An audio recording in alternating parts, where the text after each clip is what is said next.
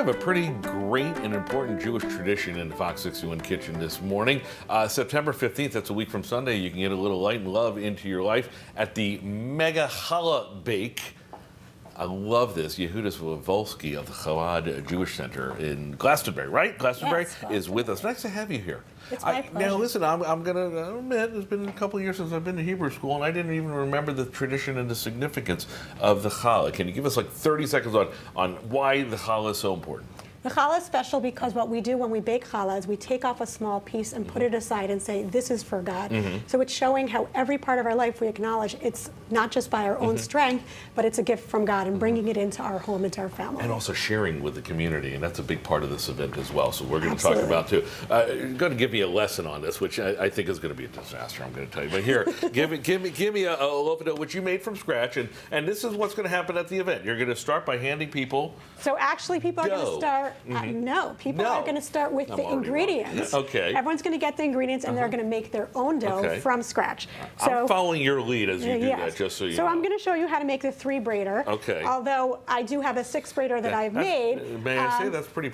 I think it's pretty pretty. It took me 2 years to teach myself. But this is going to be a 3-braider. You're not going to do me in 4 minutes, are you, Yehuda? All right, so fine. just 3, because 3 is a lot easier. All right. So just divide your dough into 3 balls. Okay. And roll them out into... Now, I know I'm already in trouble because I have a whole bunch of dough left over. Skip it, that's fine. And roll it into 3 snakes, as we call it. 3 snakes. And don't stretch it, because don't stretch it too much. You're going to have stretch marks. Well, mine's already. Use 2 hands, pretend it's Play-Doh.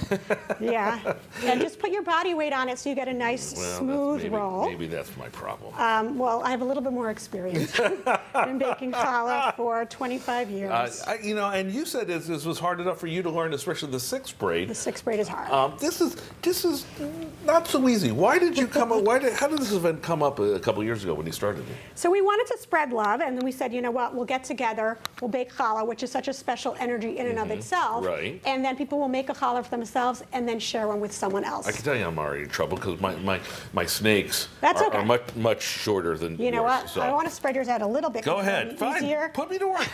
It'll be easier to braid if it's a little bit longer. That's what I was thinking. So, okay. So, see, all right. So now we've got the braids. Okay. So I'm going to teach you the easiest way. Okay. And then I'll show you a little trick. Okay. So pinch them at the top. Pinch them at the top. Hold on here. I'm catching up here. Okay. So pinch them at the top. And what we're going to do is bring left over middle, right over middle. Now, so left over middle. The dad in me remembers braiding hair of my daughter. But not over.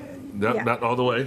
What? Just over the middle. Always just over the middle. Okay, see, she's already fixing it. Yeah, there you go. Okay. So left over the middle, right over the middle. Like that. Exactly. Left over the middle, right over the middle. And towards the end, you can pull a little.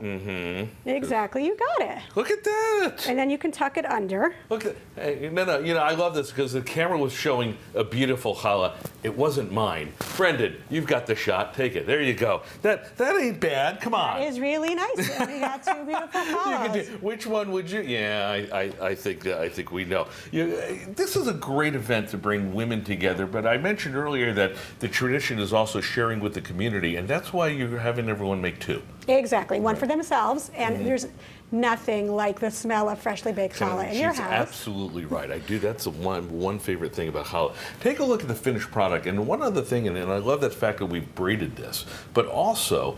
I know challah, obviously, it's part of the Jewish culture, but Rosh Hashanah, they're not braided.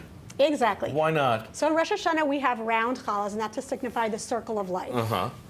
And so some people do it just for the new year on Rosh Hashanah. Some people do it through that whole month of high holidays. And the braiding, what does that mean? So the braiding is actually a little bit more complicated. It's connected to the fact that they're all multiples of 12, which was a very special number in Jewish life and in the temple. Fantastic. This is Sunday, a week from Sunday, the September 15th. If you want information, we're going to hook you up with Yehudas over at fox61.com for the Mega Challah Bake over there in Glastonbury. This is fun. It is fun. And listen, I'm going to just be honest. If you can teach me, you got nothing to worry about at home because I set the bar pretty low for that. Thanks for joining us. My pleasure. Nice to have you. I'm going to dive into that.